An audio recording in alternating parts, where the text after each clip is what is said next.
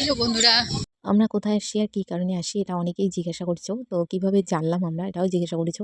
তো কেউ বলছো যে আমাদের কেন বলোনি? তো বলার সময় নেই, আমার রাতের এই ভিডিওটা আসছে আগের দিন। তো আমি অনেক কয়জনকে আগে শেয়ার করে দিয়েছি। তার মধ্যে আমাদের বাড়ির এই দিকেরগুলোকে শেয়ার করছি। তো ওরা বলছে যে যাবে। তো রাতেই প্ল্যান করে অনেকেরই মানে কিছুই প্রবলেম ছিল। তাও আমরা বলছি কি যাবো। মানে ক্রিয়েটারদের আর এখন তো রিচ এনগেজমেন্ট এমনি তো নাই। সবার কম হয়ে গেছে। তো বলছি যে যাবো, তাহলে সবার সাথে দেখা হবে। আর এটা যেহেতু কোনো টাকা পয়সা লাগেনি। আর এখানে পার্কের জিনিসপত্র দেখে তো আমার ছেলে খুবই খুশি। আর দেখো এই দাদাভাইটা একটু ডায়লগ মারতেছে। অনেক মানে এটা আমি পোস্টও করেছি। অনেকেই তোমরা দেখেছো। তো ভালো লাগলো। আর এই যে এমডি আমির দাদাভাই, ও কিন্তু হাতের কাজের অনেক ভিডিও বানায়। ওর যখন ৮,০০০ ফলোয়ার তখন থেকেই আমি ওকে ফলো করি।